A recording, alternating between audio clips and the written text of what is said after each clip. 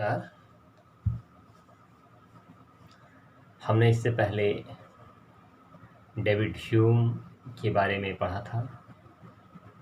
हमने इस बात की विवेचना की थी कि किस तरह डेविड ह्यूम अनुभववाद को उसकी चरम सीमा तक पहुंचाते हैं, किस तरह वो बर्कले के विचारधारा को और आगे ले जाते हैं। बर्कले ने लॉक के जड़ द्रव्य का खंडन किया था और डेविड ह्यूम ने बर्कले के भी बाकी विचारों का खंडन किया। आत्मा और ईश्वर का भी खंडन ह्यूम ने कर दिया। इसे हमने समझा था। आज हम अनुभववाद को, उस कड़ी को थोड़ा सा आगे बढ़ाएंगे और ह्यूम से थोड़ा सा पीछे हम चले जाएंगे और हम देखेंगे कि अनुभववाद का इतिहास क्या है, अनुभववाद की शुरुआत कहाँ से हुई और ये इसका कब कैसे कैसे परिमार्जन हुआ और आज हमारे बीच में किस रूप में है। अगर अनुभववाद के इतिहास की बात करें, और आज हम मूलतः इसके इतिहास पर ही टिकेंगे, तो अनुभववाद का इतिहास काफ़ी पुराना है। अनुभववाद अत्यंत ही प्राचीन सिद्धांत है, किंतु इसके आरंभिक रूप में अनुभववाद की सभी विशेषताओं का पाया जाना संभव नहीं है। अनुभववाद जब प्रारंभ हुआ उस समय अनुभववाद की सारी विशेषताएं उसमें नहीं थी जो आज हमारे सम्मुख स्पष्ट है। अनुभववाद की एक आवश्यक मान्यता है, जो प्रारंभिक मान्यता है और आवश्यक मान्यता है, बहुत कंपल्सरी, वो ये है कि ज्ञान का साधन केवल अनुभव है। अनुभववाद ये कहता है कि ज्ञान का साधन केवल अनुभव है। इस बात को इसके प्राचीन समर्थक भी स्वीकार करते हैं। जो इसके समर्थक हैं, जो अनुभववाद को मानने वाले हैं, वे भी कहते हैं कि हाँ, ज्ञान का साधन केवल अनुभव है और ये अनुभववाद की मूल मान्यता है। अनुभववाद की बात अगर हम करें और उसमें पश्चिमी अनुभववाद की अगर बात करें, तो प्रारंभ होता है प्रोटैगोरस से। प्रोटैगोरस इसके बहुत ही अनुभववाद के बहुत ही महत्वपूर्ण समर्थक हैं। पश्चिमी दर्शन में अनुभववाद के सर्वप्रथम प्रमुख समर्थक प्रोटैगोरस हैं। वो 480 ईस्वी पूर्व से 410 ईस्वी पूर्व तक का उनका कालखंड है, उनका समय है, और ये प्राचीन यूनान के बहुत ही प्रसिद्ध दार्शनिक हैं। इन्होंने सोफिस्ट संप्रदाय, सोफिस्ट स्कूल की स्थापना की थी। इस संप्रदाय का मत है कि केवल इंद्रिय अनुभव या संवेदन ही ज्ञान का साधन है। केवल इंद्रिय अनुभव से ही ज्ञान होता है, केवल संवेदना से ही ज्ञान होता है। जो इंद्रियों से ग्राह्य है वह ज्ञान का विषय हो सकता है, यानी जो इंद्रियों से प्राप्त हो सकता है, वही जिसका ग्रहण इंद्रियों से किया जा सकता है, वो ज्ञान का विषय है। संवेदन हमेशा व्यक्तिगत होता है, सामान्य नहीं होता है। ऐसा प्रोटैगोरस कहते हैं कि संवेदन हमेशा व्यक्तिगत होता है, पर्सनल होता है, जनरल नहीं होता, यूनिवर्सल नहीं होता है, सामान्य नहीं होता है। इसलिए सामान्य ज्ञान या सार्वभौम ज्ञान संभव नहीं होगा।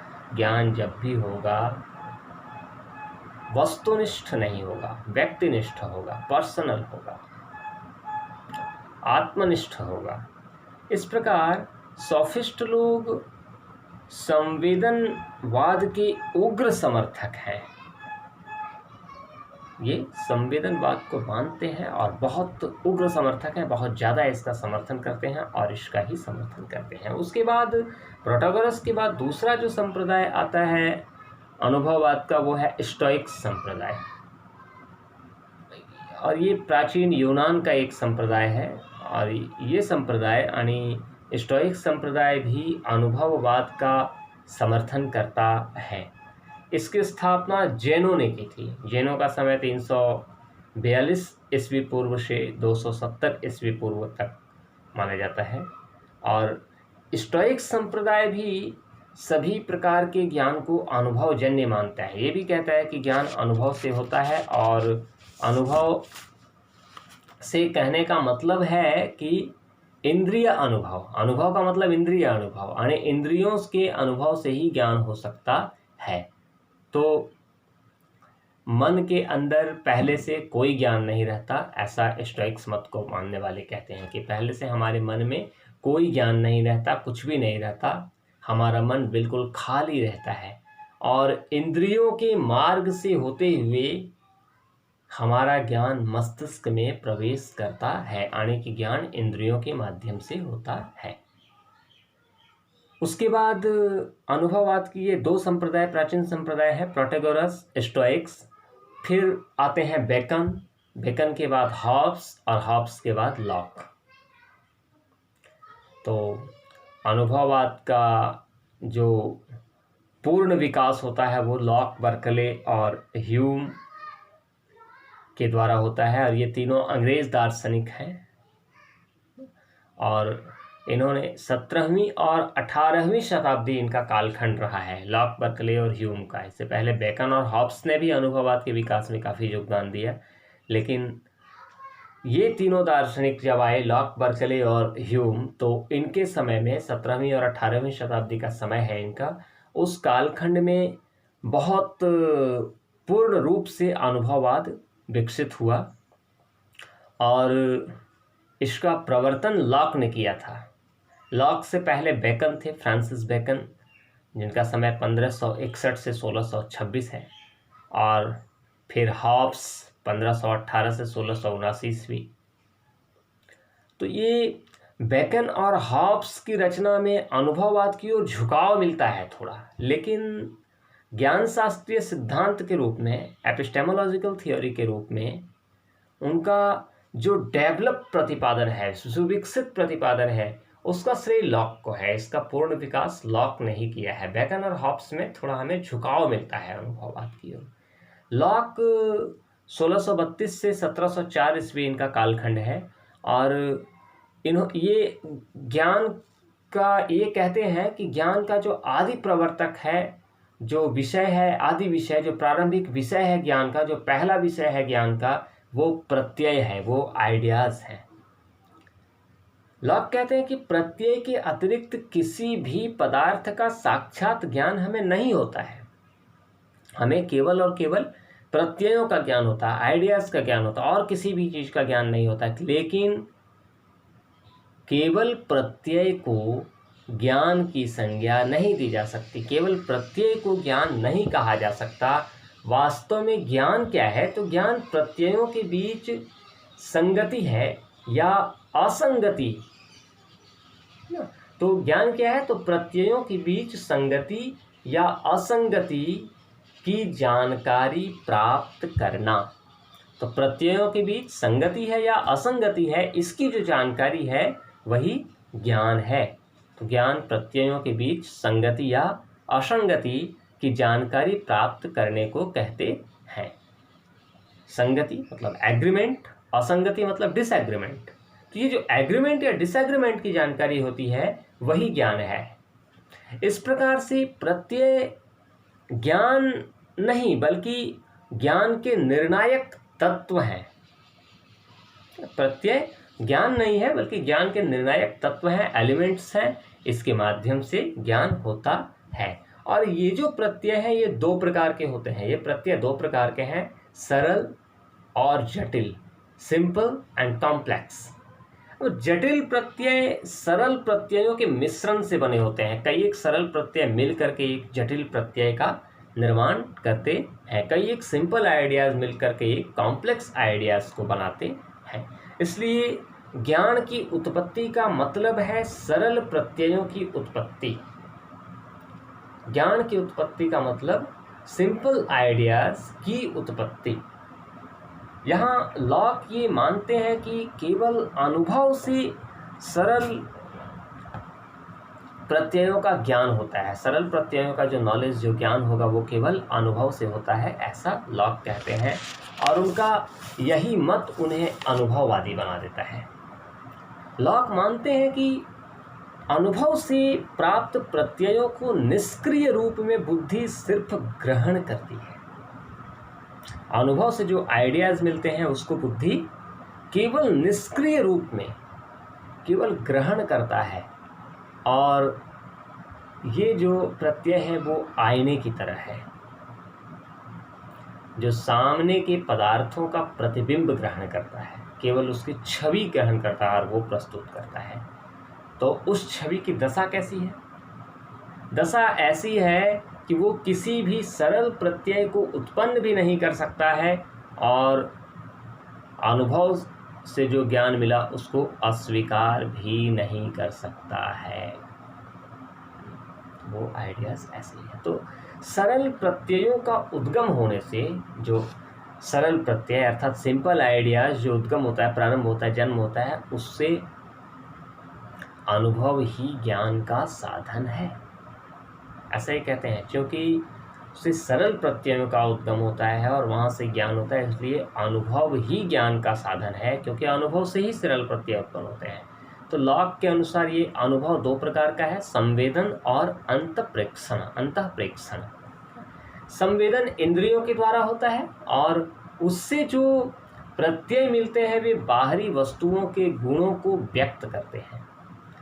जितनी इंद्रियां हैं उतने संवेदन होते हैं, इसलिए प्रेक्षण आंतरिक निरीक्षण है, इंटरनल परसेप्शन है। इससे जो प्रत्यय मिलते हैं वे मनोदशाओं जैसे संकल्प, स्मृति, विचार, शंका आदि को व्यक्त करते हैं। हमारी क्या है, शंका करना, विचार करना, ये सब हमारी मनोदशा है ना, मन की एक दशा है। और इसी को हमारे प्रत्यय जो निरीक्षण से प्राप्त है प्रत्यय हैं, उनसे ये सब व्यक्त होते हैं। तो पहले हम संवेदन से प्रत्यय प्राप्त करते हैं। संवेदन क्या है, इसके लिए चर्चा हमने पहले की थी कि संवेदन जो और स्मरण, स्मृति दोनों में अंतर है। संवेदन है जो हमें साक्षात ज्ञान होता है, जैसे हम संगीत का श्रवण कर रहे हैं तो वो संवेदन है, और उसका स्मरण करना ये स्मृति है ना। तो ये जो संवेदन है उससे प्रत्यय प्राप्त करते हैं, हम आइडियाज प्राप्त करते हैं, और बाद में हम मनोदशाओं का निरीक्षण करना सीखते हैं। तो जो भी प्रत्यय मन के अंदर है वह संवेदन या अंतःप्रेक्षण से ही मिला हुआ है। इसलिए लॉक का कहना है कि मानव मस्तिष्क में कुछ भी ऐसा नहीं है जो पहले अनुभव में अर्थात अनुभूत नहीं था। हमारे मन में, हमारे मस्तिष्क में, मनुष्य के मस्तिष्क में ऐसा कुछ नहीं है जो पहले से अनुभव में नहीं था। अनुभव से प्रत्यय के मिलने के पहले मन की तुलना साफ कागज या स्लेट से की जा सकती है। यानी अनुभव से पहले मन बिल्कुल साफ कागज था जिसमें कुछ भी लिखा हुआ नहीं है, बिल्कुल कोरा प्लेट है, उसमें कुछ नहीं है। अनुभव के द्वारा हम उसमें आइडियाज, डाटा डालते जाते हैं और ज्ञान होते जाता है। इसका निष्कर्ष कहें, ये कहने का मतलब ये है कि कोई भी प्रत्यय सहज, जन्मजात या अनुभव निरपेक्ष नहीं है। जो भी है वो अनुभव से ही मिलेगा। आइडियाज अनुभव से ही सामने आता है, ज्ञान अनुभव के द्वारा ही होता है। प्रत्यय में कुछ भी संवेदन से, प्रत्यय में कुछ संवेदन से, कुछ अंतःप्रेक्षण से, और कुछ संवेदन और अंतःप्रेक्षण इन दोनों के सहयोग से प्राप्त होते हैं। रूप, रंग आदि का जो आइडियाज मिलता है वो संवेदन से मिलता है, संवेदना से मिलता है। फिर विचार, इच्छा, स्मृति आदि ये सब अंतःप्रेक्षण से, और सुख दुख आदि अंतःप्रेक्षण और संवेदन इन दोनों के सहयोग से प्राप्त होते हैं। पदार्थ में एक शक्ति होती है जिसके द्वारा वे प्रत्यय को उत्पन्न करते हैं, और इस शक्ति को हम गुण कहते हैं, क्वालिटी कहते हैं। तो पदार्थ गुण के द्वारा ही, क्वालिटी के द्वारा ही प्रत्यय को, आइडियाज को उत्पन्न करता है। और वो गुण दो प्रकार का है, ऐसा लॉक कहते हैं, मुख्य गुण और गौण गुण, primary quality and secondary quality. मुख्य गुण क्या है? कहते हैं मुख्य गुण वे हैं जो उसमें वस्तुतः विद्यमान रहते हैं, जिसके बिना उस वस्तु की कल्पना भी नहीं की जा सकती है, जैसे ठोसपन, विस्तार।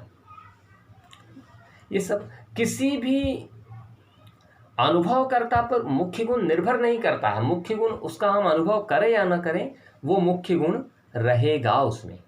इसलिए इनके सूचक प्रत्यय वस्तुओं के यथार्थ रूप के द्योतक होते हैं। गौण गुण क्या है?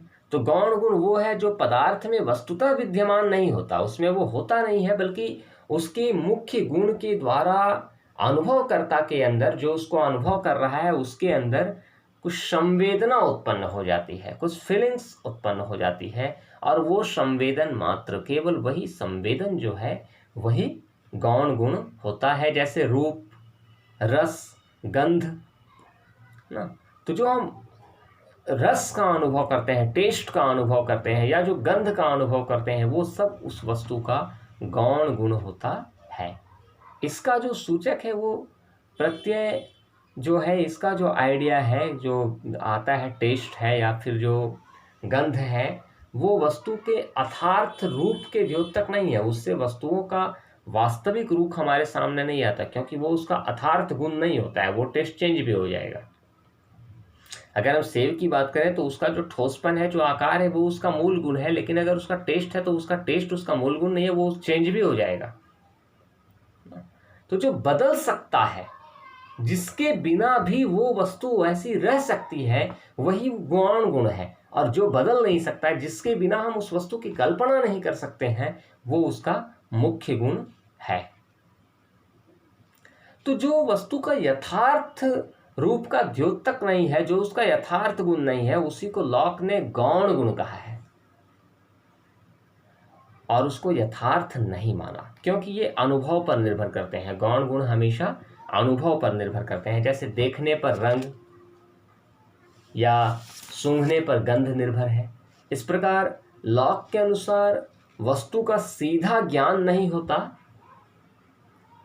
बल्कि उनसे उत्पन्न प्रत्ययों के माध्यम से, आइडियाज के माध्यम से वस्तु का ज्ञान होता है। प्रत्यय में जो मुख्य गुणों के सूचक हैं, जो मुख्य गुण, जिनसे मुख्य गुणों का ज्ञान होता है, प्राइमरी क्वालिटीज का ज्ञान होता है, वही उनका सच्चा चित्र, आइडियाज का सच्चा रूप हमारे सामने प्रस्तुत करता है। सरल प्रत्ययों के मिश्रण से, सरल प्रत्ययों के मिलने से जटिल प्रत्यय बनते हैं ना। सिंपल आइडियाज के मिलने से जटिल प्रत्यय, कॉम्प्लेक्स आइडियाज बनते हैं। और ये काम, सरल प्रत्ययों को मिलाने का काम, सरल प्रत्ययों को मिला करके जटिल प्रत्यय बनाने का काम, सिंपल आइडियाज को मिला करके कॉम्प्लेक्स आइडियाज बनाने का काम हमारी बुद्धि करती है। और इस कार्य के लिए बुद्धि सक्रिय होती है, और सक्रिय होकर के वो जटिल प्रत्ययों का निर्माण करती है। और ये जटिल प्रत्यय 3 प्रकार के होते हैं: संबंध प्रत्यय, आइडियाज ऑफ रिलेशन; प्रकार प्रत्यय, आइडियाज ऑफ मॉडल; और द्रव्य प्रत्यय, ideas of subject. Ideas of relation, ideas of models, modes, model नहीं मोड्स, और ideas of substance. Ideas of relation, ideas of modes and ideas of substance. संबंध प्रत्यय, प्रकार प्रत्यय और द्रव्य प्रत्यय, ये जटिल प्रत्यय 3 प्रकार के हैं। सरल प्रत्ययों की तुलना करके संबंध सूचक प्रत्यय बनाए जाते हैं। सरल प्रत्ययों की हम जब तुलना करते हैं तो हम संबंध सूचक प्रत्यय बनाते हैं। कार्य कारण भाव या निकटतम दूरी, छोटाई, बड़ाई आदि इसका उदाहरण है। हम कैसे कहते हैं इसका कारण ये है, या यहाँ से वहाँ की दूरी क्या है, ये तुलना बताते हैं कि यहाँ से इस जगह की तुलना की दूरी में ये जगह कम दूर है। तो हम ऐसी तुलना करके हम संबंध सूचक प्रत्यय बनाते हैं। अब प्रकार प्रत्यय वो है जो अपना आश्रय स्वयं न होकर किसी द्रव्य पर आश्रित होने का भाव व्यक्त करते हैं। जैसे कृतज्ञता या सौंदर्य आदि, वो सब अपना आश्रय स्वयं नहीं होता है। मैं कृतज्ञ हूँ तो मेरे सामने कोई है। तो प्रकार प्रत्यय अपना आश्रय स्वयं नहीं होता है, वो किसी दूसरे पर निर्भर होने का भाव व्यक्त करता है, किसी दूसरे पर आश्रित होता है। तो संबंध प्रत्यय हो गया, प्रकार प्रत्यय हो गया, और तीसरा है द्रव्य प्रत्यय। तो द्रव्य प्रत्यय वे हैं जो गुणों के आश्रय को सूचित करते हैं। द्रव्य गुणों के आश्रय को कहते हैं। गुण का जो आश्रय है उसको द्रव्य कहते हैं। जहाँ गुण रहता है उसको द्रव्य कहते हैं। और द्रव्य का साक्षात ज्ञान या अनुभव नहीं होता, द्रव्य का डायरेक्ट नॉलेज नहीं होता, बल्कि उसका अर्थात द्रव्य का केवल अनुमान किया जाता है। जब हम देखते हैं कि कुछ गुण सदा एक साथ रहते हैं और उन्हें साथ करने वाले हम नहीं हैं, तो यह अनुमान हम करते हैं कि कोई ऐसा पदार्थ है जिस पर वह आश्रित रहता है और उसी में आश्रित होने के कारण वो एक साथ है। जब हम देखें कि गुण हमेशा एक साथ रहता है और उनको साथ करने वाला हम नहीं है, गुणों को साथ मिलाने वाले हम नहीं हैं, तो हम कहते हैं कि कोई ऐसा पदार्थ है जो उन गुणों को मिलाता है और उसी पर वह आश्रित रहता है, और इसी आश्रय को हम द्रव्य कहते हैं ना। तो यही द्रव्य प्रत्यय है। अब द्रव्य प्रत्यय में अगर द्रव्य की बात की जाए तो लॉक 3 प्रकार के द्रव्य को मानते हैं। द्रव्य 3 प्रकार का है ऐसा लॉक कहते हैं। एक आत्मा यानी मेंटल सब्सटेंस, स्पिरिचुअल सब्सटेंस आत्मा, दूसरा भौतिक द्रव्य यानी मैटेरियल सब्सटेंस, और तीसरा ईश्वर यानी गॉड या डिवाइन सब्सटेंस ना। तो मेंटल सब्सटेंस और spiritual substance, spiritual substance, material substance and divine substance यानी मेंटल, मैटेरियल एंड गॉड, ये 3 प्रकार के द्रव्य, भौतिक द्रव्य, आत्मा और ईश्वर, इन 3 प्रकार के द्रव्यों को लॉक मानते हैं। आत्मा मानसिक गुणों का भौतिक द्रव्य, भौतिक गुणों का, और ईश्वर सारे विश्व का आश्रय है। मानसिक गुण जो है वो आत्मा में रहते हैं, भौतिक द्रव्य जो है वो भौतिक गुणों का आश्रय है। भौतिक गुण भौतिक द्रव्य में रहता है और मानसिक गुण आत्मा में रहता है, और ये सारा विश्व ईश्वर में है, ऐसा लॉक कहते हैं। बाद में हम देखेंगे कि बर्कले ने लॉक के इसमें से जड़ द्रव्य का खंडन कर दिया, यानी भौतिक द्रव्य का खंडन कर दिया, वो भौतिक द्रव्य को नहीं मानते हैं। और उसके बाद ह्यूम आते हैं और ह्यूम इन तीनों का खंडन कर देते हैं। इसको हम अगले क्लासेस में कंटिन्यू करेंगे और बर्कले ह्यूम के बारे में हम नेक्स्ट टाइम में कभी आगे देखेंगे। फिलहाल हमने अभी तक जो समझा या जो विवेचना किया, इसका सारांश अगर कहें तो ये सारांश ये है कि लॉक कहते हैं कि ज्ञान का जो निर्माण है उसमें 3 एलिमेंट्स, 3 तत्व काम करता है। पहला अनुभव करता, जो अनुभव कर रहा है यानी सब्जेक्ट, और दूसरा अनुभव का विषय या वस्तु यानी ऑब्जेक्ट, और यानी जिसका अनुभव हो रहा है। तीसरा आइडियाज, प्रत्यय। और इन्हीं तीनों तत्वों के माध्यम से, इन्हीं तीनों तत्वों के द्वारा ज्ञान होता है, सब्जेक्ट, ऑब्जेक्ट और आइडियाज के द्वारा। अनुभव करता, विषय का वस्तु और प्रत्यय, इन्हीं तीनों तत्वों के द्वारा माध्यम से ज्ञान होता है।